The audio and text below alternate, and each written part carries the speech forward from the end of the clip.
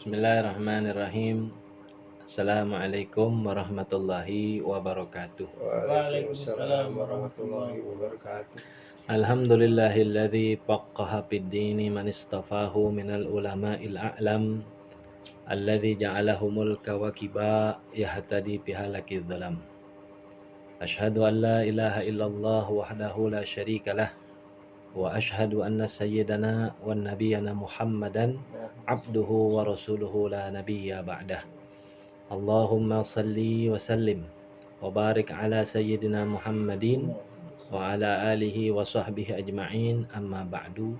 Fa inna asdaqal hadis kitabullahi ta'ala wa khairul hadi sayyidina Muhammadin sallallahu alaihi wasallam wa syarrul umuri muhdatsatuha wa kullu muhdatsatin bid'ah wa kullu bid'atin dalalah wa kullu dalalatin finnar.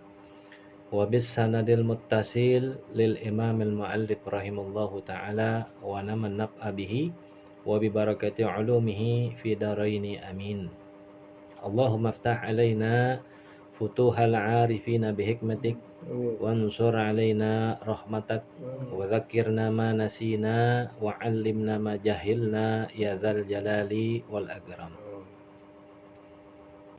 Bismillahirrahmanirrahim. Bab taharati, bermula ini bab yang kedua, yaitu at-tahar, bersuci. Matan kalam ke 77.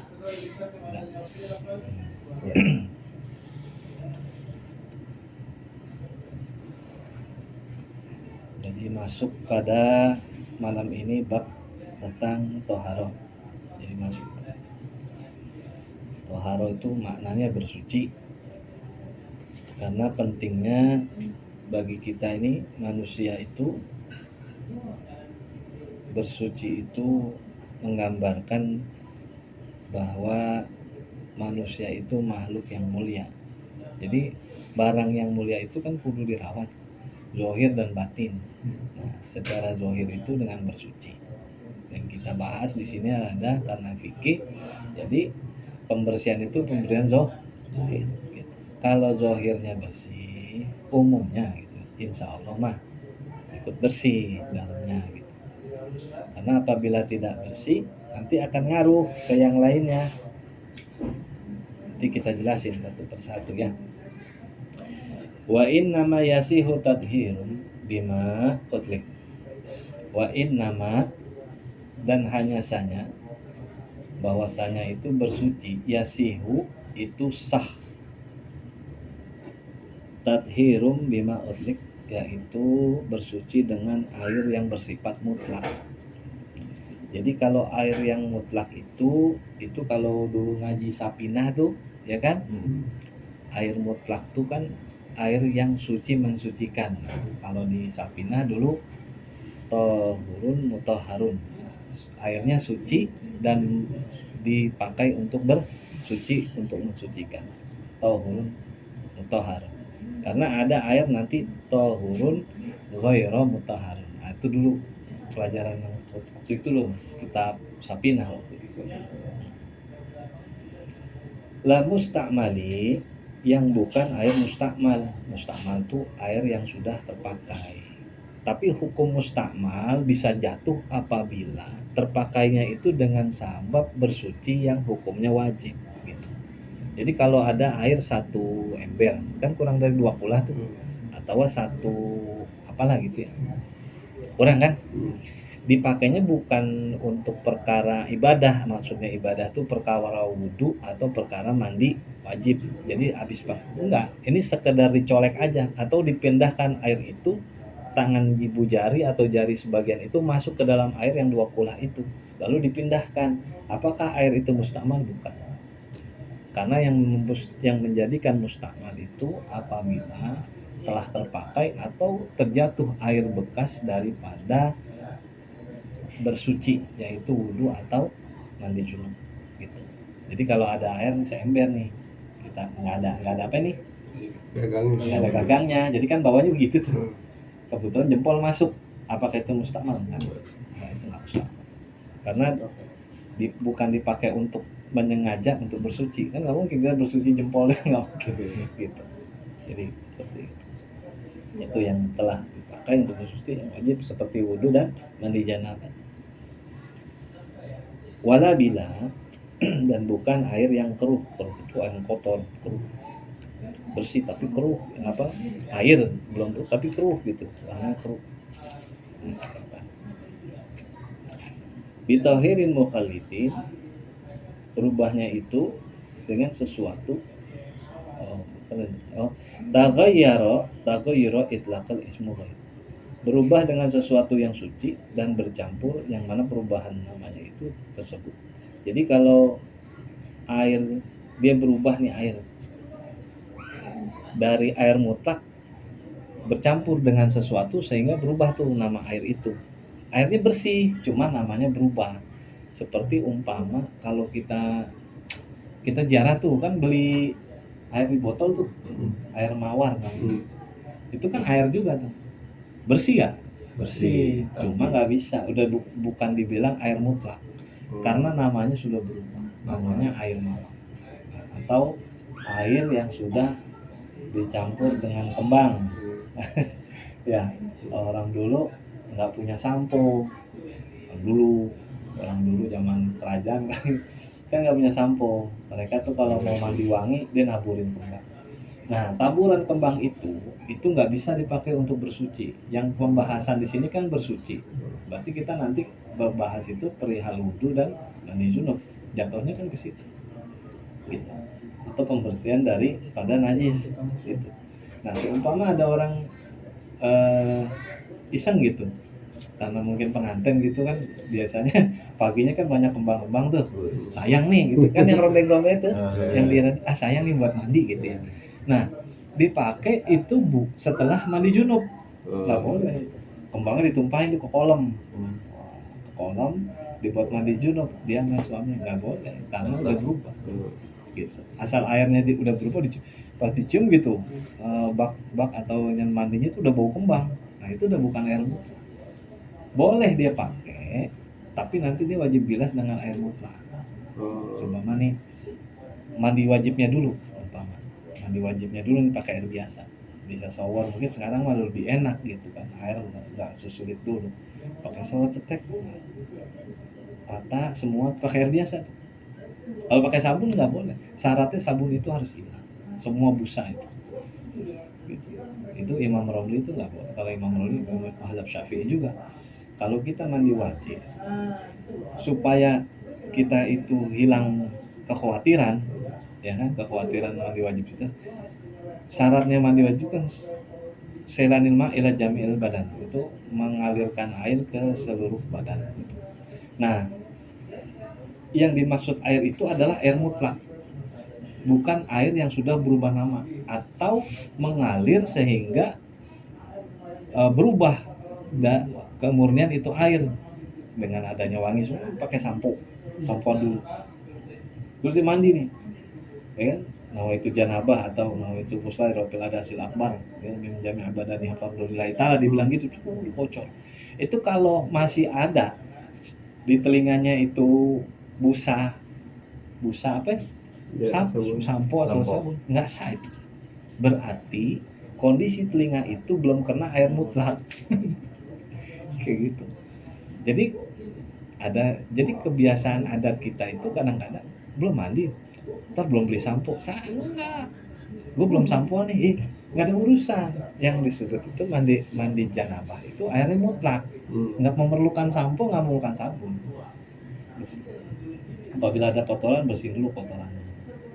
Tata caranya nanti ada di bab tertentu, di bab khusus, bab janabah khusus. Nah, itu kayak gitu. Jadi yang namanya membersihkan itu pakai air mutlak. Sama seperti menghilangkan najis dipakai itu pakai air mutlak. Seumpama kita ada sana nih, kenapa gitu ya? Umpamanya kena ya kotoran apa kayak gitu. Cicak apa gitu ya, cicak ya, sering ya, cicak. Nah, terus pas kita geser ada secomot masih, kan biasanya nempel tuh ada lengket. Bersihnya itu pakai air mutlak. Iya gitu tuh, sampai airnya semua hilang. Rasa yang dimaksud rasa bukan diicip. Kalau dia masih ada air najis itu kalau dirasa tuh pakai ini, bukan pakai ini. Dia licin.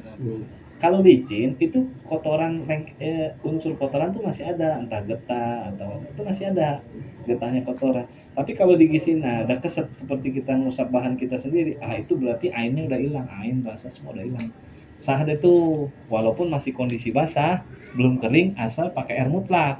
Tapi kalau dia pakai sabun dulu, begini nih sabunnya nih, ya kan?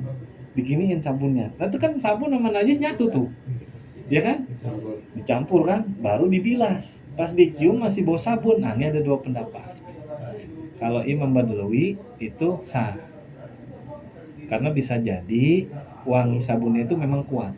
Sebenarnya najisnya sudah hilang. Tapi kalau kata Imam Romli enggak, karena bercampurnya aroma itu dengan najis, maka bau aroma itu dihukumkan najis. Itu ya. Itu dua-duanya sama-sama mazhab Imam Syafi'i. Paham ya? Jadi gitu. Ini baru ngomong air mutlak. Sama kayak kita tuh nyuci baju gitu. Nyuci baju kalau memang dia itu sudah jelas bahwa kita punya anak orok atau anak kecil yang istinjanya itu kadang-kadang nggak rapi lah, namanya anak kecil kan gitu. Mungkin celananya kena pipis, ya mungkin ada kalau cepirit gitu umpama udah di. Nah itu dipisahkan dari baju-baju kita. Karena kalau hanya keringat kita kerja ngantor gitu keringetan, itu nggak najis keringat. Bagi kita kotor aja, tapi nggak najis gitu. Nah itu dibedakan. Kalau seumpama sampai tercampur nih pakaian anak yang masih pipis sama kita nyampur jadi satu, taruhin deterjen, gulung, buang, digulung kan gitu tuh. Nah, digulung. Habis digulung, langsung dimasukin ke spinner apa tuh? Pengering. Langsung kan kering. Nah, Imam Badlawi kalau dia cium itu bau deterjen, dibilang sah. Mungkin deterjennya memang kuat. Gitu najis itu sebenarnya udah hilang gitu kalau menurut dia. Karena kan airnya diblus gitu kan. Tapi kalau Imam Badlawi bilang enggak.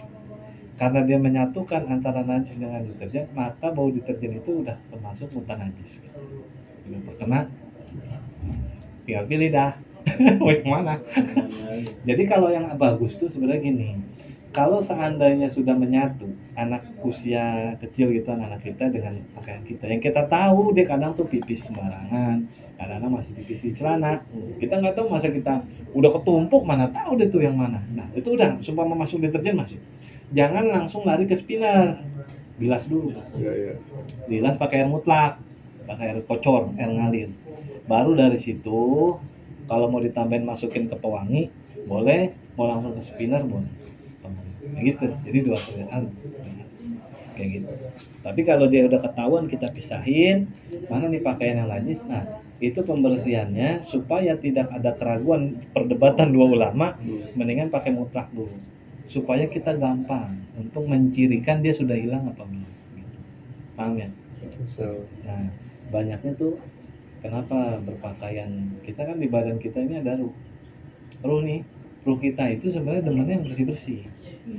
Karena ruh manusia, setiap ruh yang Allah ciptain itu kan kalau kudratnya dia itu senang ya seluruhnya itu yang baik-baik, yang bersih-bersih gitu. Jadi kalau kita nyuci ngasal-ngasal itu baju yang lekat ke badan itu ngebawa ibadah gitu. Makanya wajar kalau seumpama mohon maaf gitu, ada orang udah azan maghrib masih nongkrong di jalan, masih malas gitu mau sholat tuh malas. Itu pasti pakaiannya udah kumel-kumelan tuh. Pakaiannya itu mungkin dia juga nyucinya asal-asalan. Ada najis atau enggak. Jadi tuh yang dipakai tuh baju tuh secara airnya udah nggak kelihatan najisnya, tapi hukumnya masih ada. Dipakai jalan, dipakai buat kerja, dipakai sholat. Ruh itu nggak nyaman. Makanya banyak rata-rata gitu ya, maaf kalau orang yang ninggalin sholat biasanya kurang memperhatikan bukan pakaian bersih ya, tata cara mencuci daripada pakaian. Jadi itu ngaruh. Tadi boleh kita kayak ibadah jadi malas. Mungkin bajunya tuh bajunya tuh belum beres. Ada kadang-kadang itu kita ibadah tuh kayaknya rajin, enak gitu, Pak. kita suka pakai pakaian yang bersih itu kita semangat. Tapi kalau lagi kita pakai pakaian biasa, itu ada rasa malas. Sholat biasanya kita senang duduk dulu, zikir apa gimana, atau sholat biasanya mau tepat waktu, ini entar. Mungkin yang kita pakai itu ruh tuh kayak nggak apa, nggak ngeklop tuh sama badan tuh, karena diselimuti pakaian yang masih mengandung hukum daripada najis. Ainnya sih udah nggak kelihatan, cuman hukumnya kan masih ada hukmiyahnya gitu kan. Najis ada ainiyah, ada hukmiyah nanti kan kayak gitu. Nanti di bab najis gitu. Ini kita lagi ngomong bab taharoh, cuman penting rasanya disampaikan di awal perihal air mutlak. Jadi air untuk membersihkan najis, untuk membersihkan hadas, atau kita hadas kecil atau hadas besar, itu adalah air mutlak. Nggak boleh air yang berubah namanya karena tercampur sesuatu. Berubahnya karena apa? Fitakmihi aurihihi aulamihi. Berubahnya dengan sesuatu yang ada, berubahnya itu dengan rasa, rasa. Lalu roh, bau, aroma, aulamihi atau warna. Berubah tuh. Tadinya air itu kan bening, berubah karena ada sesuatu yang tercampur yang sehingga nama air itu berubah. Tadinya air putih, kemasukan rinso, namanya apa? Air rinso. Hah? Ini nih. Iya, airnya bening. Nah, ini air bening, masuk kopi, berubah namanya apa? Kopi. Nah, itu yang dimaksud dalam kitab ini. Berubah daripada apa? Tokmi, aurihi, warna, bau. Jadi berubah warna, bau, dan rasanya dan berubah. Maka nggak bisa lagi disebut air mutlak. Wa yumkinu istighna'uhu bisawmi. Dan yang memungkinkan untuk mencegahnya yaitu jatuhan benda-benda tersebut ke dalam air. Jadi kalaupun umpama ada berubahnya itu karena satu penutup. Contoh umpama ada air di kolam atau di mana gitu, takut kejatuhan najis, ditutup daun pisang atau ditutup daun pandan ditutup, rajut ditutup. Nah, niatnya itu kan untuk nutup supaya nggak kejatuhan najis. Ternyata dengan ditutup airnya jadi berubah. Gitu. Seperti itu. Itu pun bukan termasuk air mutlak, tapi yang ada yang bilang boleh tetap dipakai karena memang dia bukan untuk menyengaja menyampur air, dia untuk menadah kotoran supaya nggak masuk. Gitu. Nah, jadi dua pendapat ulama itu dua juga. Gitu. Padahal kan sengaja kan, cuman sengajanya kan bukan dicemplungin ke air, buat nutup, mungkin karena hawa atau gimana. Secara air nggak berubah, tapi pas dicium tuh bau air bau daun pandan. Nah, gitu. Paham ya? Gitu. Ulama bilang ada yang boleh, ada yang bilang boleh, tetap itu disebutnya mutlak karena bukan pencampuran. Dia ditaruh itu untuk mencegah najis jatuh, penutup seperti itu. Gitu. Tapi ada yang bilang enggak boleh karena udah berubah rasa. Salah satu dari 3 ada aja itu nama air berubah, air pandan. Gitu. Beda dengan air gini. Air rebusan sawi, rebusan pandan, rebusan sawi. Kan nguap tuh. Kalau kita jidir panci ya, ditutup, tutupnya kan pakai tutup panci kan, gitu tuh mendidih. Yang dipanci itu pasti bau pandan, tapi uap, coba tes cium, nggak ada bau, uapnya mutlak. Coba, udah pernah tes belum? Coba tes dah. Ini ilmu kan, kita harus tes gitu. Ente ngerebus air, masukin daun pandan, tutup. Oh dia bluduk tuh kan, ente angkat. Kan ada embunnya tuh. Bawa agak jauhan dikit supaya kita tuh bisa membedakan ini bau apa enggak. Kalau dekat mungkin kayak gini, nggak ada baunya. Percaya. Nah, itu mutlak. Cuman nunggu adem. Walaupun mutlak nunggu adem. Kalau mau dipakai untuk berwudu masih boleh. Iya, saya rasa aja masih netral. Saya rasa. Ya seperti itu ya, paham ya? Ya gitu. Embunnya mutlak tuh. Tapi yang dicemplung ke panci, kayak itu udah berubah. Jadi sayur bayam, jadi sayur sawi gitu. Sampai seperti itu tuh. Berarti kalau nggak ada air bisa ya direbus aja, ditampung itu jadi air mutlak. Ya nggak usah gini aja, kayak kita wudhu di daun pandan, di daun talas. Daun pisang tuh kalau orang-orang dulu umpama lagi susah air gitu kan, banyak tuh jatuh daun pisang kan pada basah. Udah daun pisang aja tuh diginiin Diplokin ya. Waduh. Ntar pindah ke daun pisang berikutnya, jangan itu Oh, iya, lagi udah mustahil ya. itu seperti itu. Dulu saya pernah praktek. Jadi kalau kita belajar ilmu tuh walaupun kasar kata gitu, siapa yang mau melakukan gitu, kita bawa itu ilmu, kita dapat barokah pengarang. Sekalipun dibilang lu ada air banyak, ngapain lu pakai air yang ada di daun pisang? Karena ini kitab bilang boleh, kita kerjain tuh supaya nih pengarang ada hubungan sama kita, kita praktek ilmunya dia gitu. Tuh kita dapat barokah pengarang walaupun sepele. Ambil apa yang dikata kitab nih, oh nih boleh nih wudhu dari air embun yang ada di daun, ambil. Imam Syafi'i kan bilang boleh, dapet tuh barokah Imam Syafi'i karena kita praktekin apa yang dia menjadi ijtihadnya dia. Walaupun air banyak di rumah, sesekali tuh boleh buat ngambil faedah barokah ilmunya gitu. Jangan udah banyak air ngapain susah-susah pakai itu. Iya, boleh tuh ambil biar dapat barokahnya. Sekali seumur hidup, karena kita udah baca itu kitab, ambil barokahnya. Jadi semua yang dia praktekkan di dalam semua yang dia tulis di dalam kitab begitu para ulama, itu semua kita jalanin. Sampai hal yang kita anggap tuh sebenarnya kata orang, lu ngapain sih ngerjain kayak gitu ya. Tapi ya gitu. Paham ya? Ambil barokahnya gitu.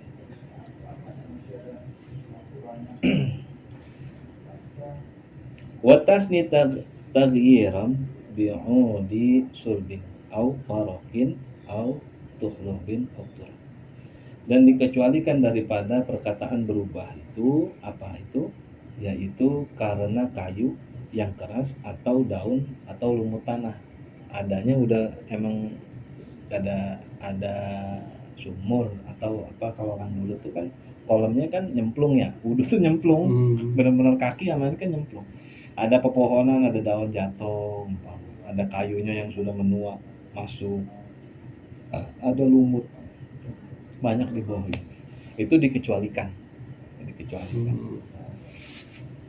Kalau yang datang dari luar ke dalam itu merubah, nah itu berubah namanya, kayak mawar, antara kan mawar masukin kan gitu, penyulingan, kalau orang bilang penyulingan, bahasa fisikanya apa itu, kayak gitu.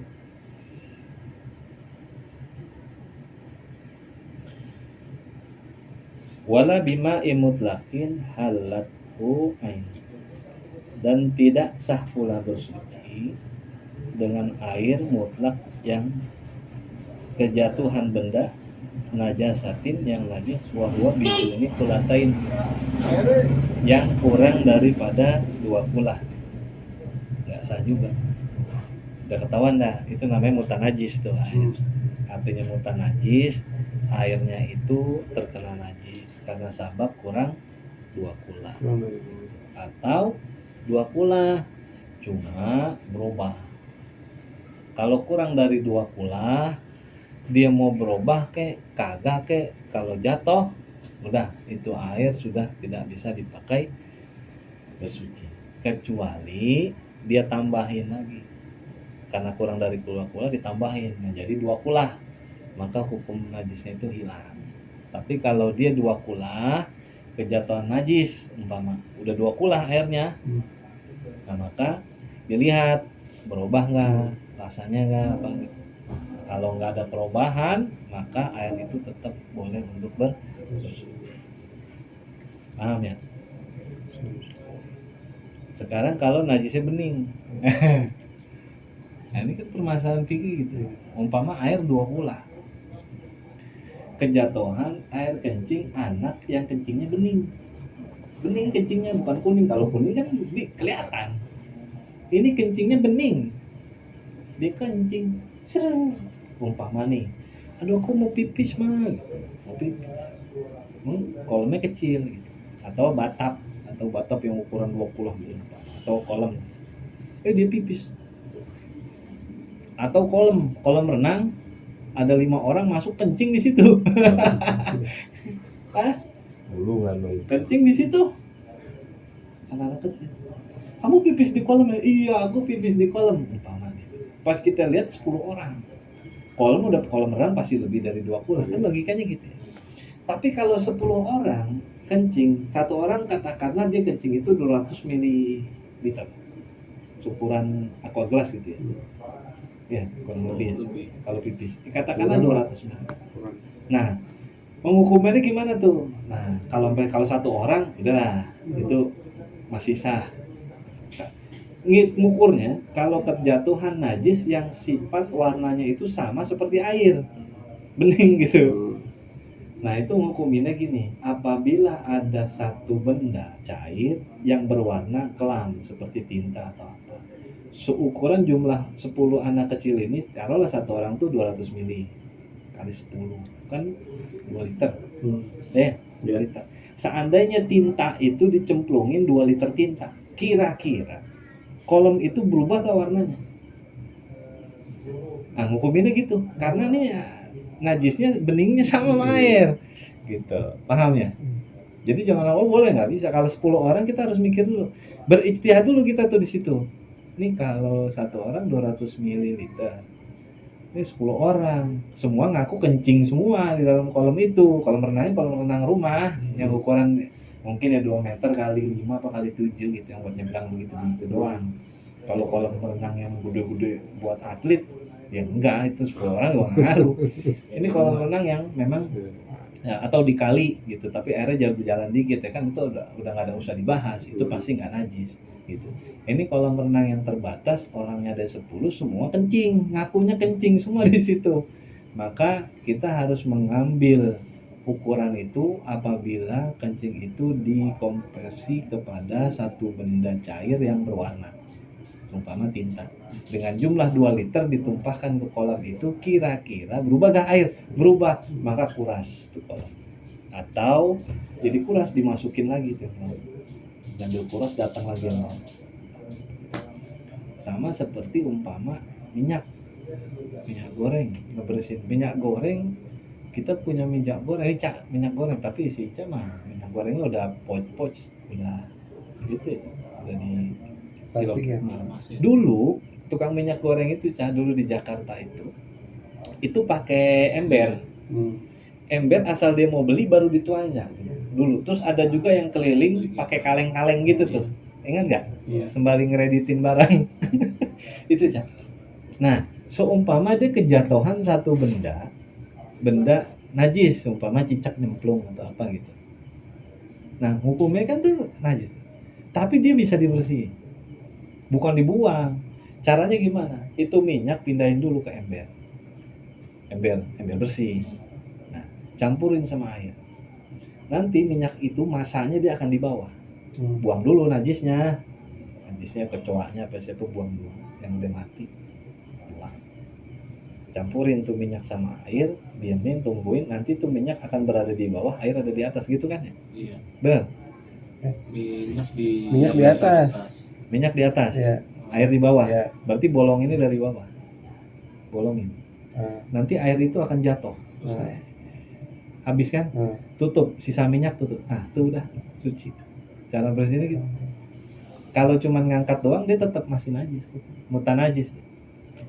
Gitu. Paham ya? Ada minyak dikencingin sama anak kita. Umpama. Ya udah dikit lagi. Beli minyak 2 liter. Lagi mau ngegoreng di penggorengan, udah taruh nih. Ditaruh di penggorengan 2 liter semua. Kita tinggal bentaran, pas kita lihat anak kita lagi bersihin, dia punya kulup, punya apa? Dia datang pipis. Iya, Mak. Pipis ini, Pak. Cara bersihnya gimana gitu? Tuang tuh minyak ke ember, isiin air. Nanti masa air itu akan berada di bawah. Bolongin tuh ember dari bawah. Kerannya keluarin. Nanti disusut. Sampai buang dikit dah minyaknya. Tutup, udah suci. Nah, kalau ke bawah ya. Gitu caranya. Airnya udah kebuang. Terbilas sama air. Nah, gitu caranya. Unik ya.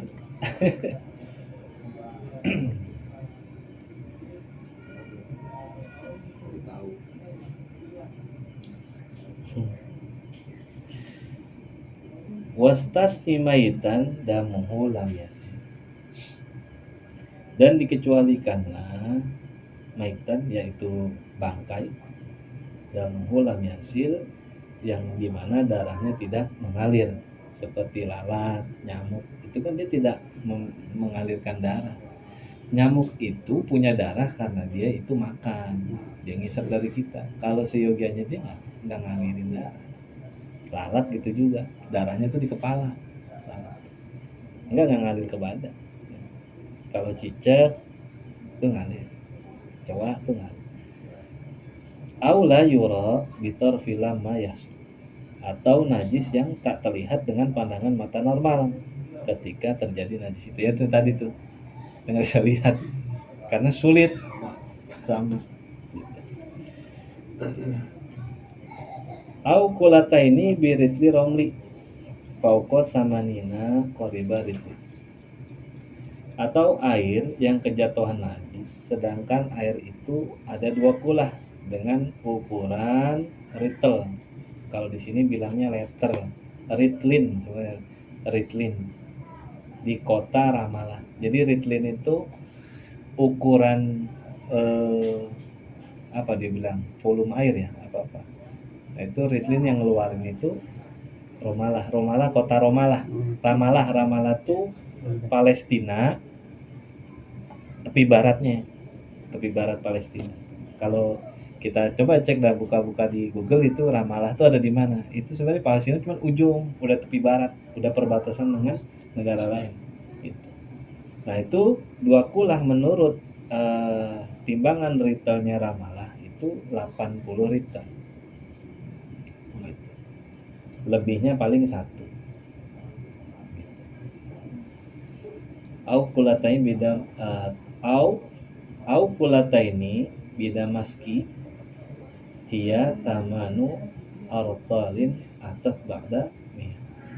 Kalau untuk ukurannya Damaskus tuh Suria, ibu kotanya kan Damaskus ya, Suria. Nah itu dilebihin 8 liter. Jadi 2 kulah itu 100 lebih 8. Jadi au kulata ini 2 kulah dengan ukuran liter Damaskus, yaitu apa tuh, samanu, yaitu 8 liter atas yang datang ba'da miyah, yang datang setelah 100, maksudnya 108. Itu kita begitu bahasanya ribet. Atas itu kan datang. Jadi 8 yang datang setelah 100. Berarti berapa? Ditambah maknanya. Karena dia ini Syekh Nur Ruslan itu ini ilmu nahu sorof itu udah nggak kepake sama dia ini, karena dia udah syair, jatuhnya udah nazom. Orang yang bisa ngarang kitab begini wali, karena tingkatan sastra itu udah bukan manusia biasa. Habib Umar itu udah menguasai nih ilmu ini. Kalau yang baru-baru kita coba ngaju nahu sorof belum bisa kayak begini sampai enak. Au kullataini wan najisu au kullataini bidamaskusi haya sama nuridlin atat bada umiyah, kan enak dibacanya. Yang satu ya ketemu ya, itu sulit. Makanya ada penggunaan kata kalau kita masih huruf gundul pusing nih, karena atat itu kan datang. Jadi sama nuridlin 8 liter atat yang datang ba'da setelah apa, miyah, setelah 100. Itu kalau mau ngartiin, kalau kita buka kamus ngartiinnya kayak gitu.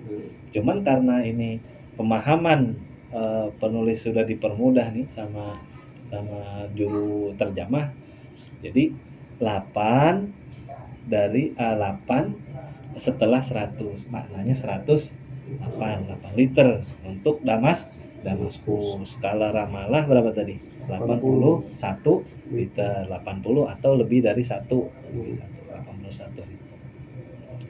Kayak gitu. Wa najasu waqi'u qad ghayar. Dan najis yang jatuh, waqi' itu jatuh, yang telah betul-betul berubah, qad ghayar, berubah itu air, wa ikhtiyara fi maka air itu dihukumkan najis. Ini kita masih balik idopahnya ke atas terus.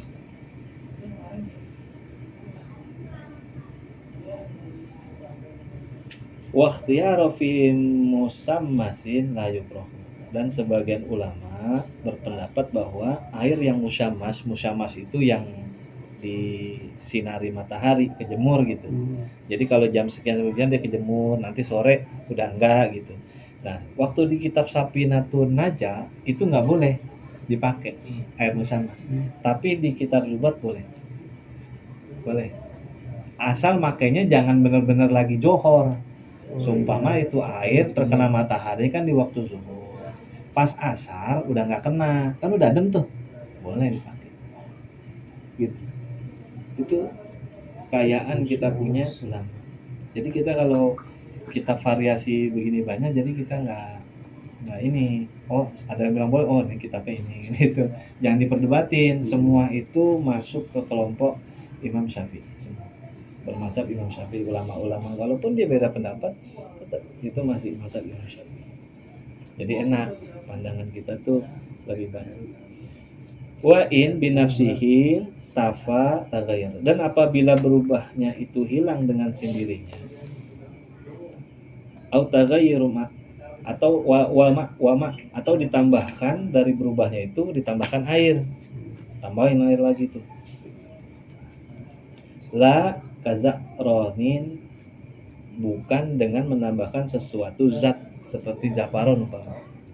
Buat ngilangin najis nih kasih minyak umpama itu biar bau najisnya hilang maksudnya gitu. Dan situ baru ditambahin air lagi supaya ini kita ngomong udah bukan air mutlak nih. Jadi ada air seumpama kena jahat najis kan ada baunya tuh. Ada baunya nih seumpama kecemplung bangkai tikus umpama kita nggak ngeh itu bangkai jatuhnya umpama maghrib kita udah nggak ke WC umpama sadar-sadar subuh pas kita mau sholat lah bau ada bangkai atau cecek baunya cepet udah bau nih dituangin zaparon nggak boleh itu. Ini kita bicara bukan buat wudhu ya, ini buat pakai. Kalau air udah kena najis jangankan buat wudhu, buat mandi juga nggak boleh gitu, ngerti ya, buat mandi biasa, buat cuci muka biasa. Ini kita ngomong nih bukan masalah ini lagi nih. Nah dirubah nih Aisyah lah sayang banget nih air, deh gue tuangin minyak wangi deh gitu, tetap itu nggak berubah dari mutanajis, tetap dia kecuali kita kuras, kita tambahin air. Kata ulama tuh kalau mau tambahin airnya, diguyur sama air juga kan meluap tuh dia gitu ya, tumpah kan, atau kerannya hidupin bluber tuh oh gitu kan bluber. Nah kalau berubahnya itu karena tambahan air luber dia tumpah dah tuh pas sudah berapa lama udah nggak ada baunya. Nah kata dia itu dia tuhuru maka air itu menjadi suci gitu ya.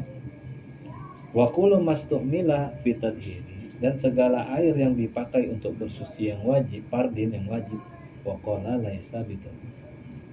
Dengan air itu sedikit, maka hukumnya tidak bisa mensucikan.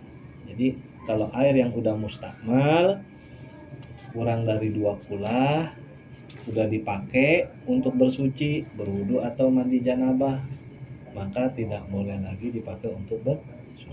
Kalau kita punya air terbatas, itu ada caranya supaya kita nggak perlu nambahin air, tapi air itu nggak jatuh mustakmal. Syaratnya itu air bekasan wudhu itu jangan tumpah ke wadah itu. Jadi kita pakai namanya istighraq. Seumpama ini ember gitu kan, kalau ember pasti kurang dari 2 gula tuh. Kita ambil, kita istighraq buka. Nah ini waktu kita mau cemplungin tangan, kalau nggak ada gayung, ini kan nggak ada gayung nih, kita mau cemplungin ini ke ember, niat dulu dalam hati tangan ini sebagai gayung. Nah itu namanya istighraq. Kalau mau niatin nah itu istighraq, nah gitu aku berniat beristighraq. Maksudnya istighraq itu tangan sebagai gayung karena nggak ada gayung. Ambil. Nah tadi kan dikatakan tuh di awal yang menjadikan mustakmal yaitu bersuci, wudhu dan janabah, di mana pada bilasan-bilasan yang wajib. Kalau bilasan sunnah nggak memustakmalkan. Kayak seumpama ente cuci hidung, masuk tuh ke situ airnya, enggak, itu nggak mustakmal karena bilasan hidung tuh sunnah. Tapi kalau dia mau muka, pas muka tuh bisa ambil, nah, dibawa ke sini. Nah, karena air sedikit, ya kan wudhunya sekali aja, asal rata. Kan dari mulai sini nih, tumbuhnya rambut. Mulai dari kalau wudhu sekali, ini jangan lepas nih. Udah tahu air sedikit, wudhunya gini-gini. Ini nggak sah. Iya, sama. Jadi kalau wudhu sekali, ini nih tangan tuh nggak boleh lepas dari sini nih. Wudhu pertama tuh itu ngikut terus, asal dia angkat ini ditaruh lagi bersama. Paham ya? Wudhu tuh. Jadi nggak bisa tuh wudhu gitu, nggak bisa tuh, nggak sah. Jadi kalau yang basuhan pertama itu kalau bisa tuh ini jangan ngangkat. Jadi pas taruh terus aja putar terus, saya mau putar-putar kemana ke mata gini tuh, terus ke sini boleh tuh, nah terserah. Nah, umpama gitu. Ntar yang keduanya baru sunnah. Kalau yang pertama aja dia udah ngangkat kan nggak sah. Kedua begitu juga, ketiga begitu juga, kagak sah wudunya. Jadi yang disebut basuhan kedua, ketiga sunnah apabila yang pertama itu sudah sempurna. Paham ya? Kalau yang pertama aja udah mustakmal, nggak sempurna nih, ada bagian yang waktu pas dia muter keangkat, ditaruh lagi, masuk ke sini. Ini mustakmal nih sebelah sini, maka basuhan pertama itu tidak dianggap. Tapi dia mengira bahwasanya wudhu itu tiga basuhan itu 2 dan 3 adalah sunnah, maka diambil lagi. Kan hukumnya jadi sunnah. Diangkat lagi. Kalau yang keduanya dia bisa nggak ngangkat nih, nempel terus, maka 2 itu dikatakan satu. Paham ya? Ya gitu. Ngerti kan ya?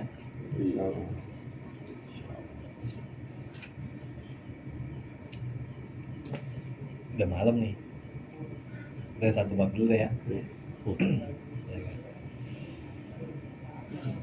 Al-Fatihah qabul tamam kulli syai'in wa nahnu sya'nullah ila nabatin bidin madina khala la ta'ata li kulli syar jadi kata li kulli khair wa nali ababina wa min syai'in al-afirani ana bil qulubana wa ghalibana ma tuqulu ala qa'abun wa ta'ala iman bil amin imtihan warzuqna nazara ila wajhikal karim wa warzuqna nazara ila habibikal mustafa sallallahu alaihi wa alihi wasallam عند الموت وقبل الموت وبعد الموت إلى حضرة النبي الفاتح.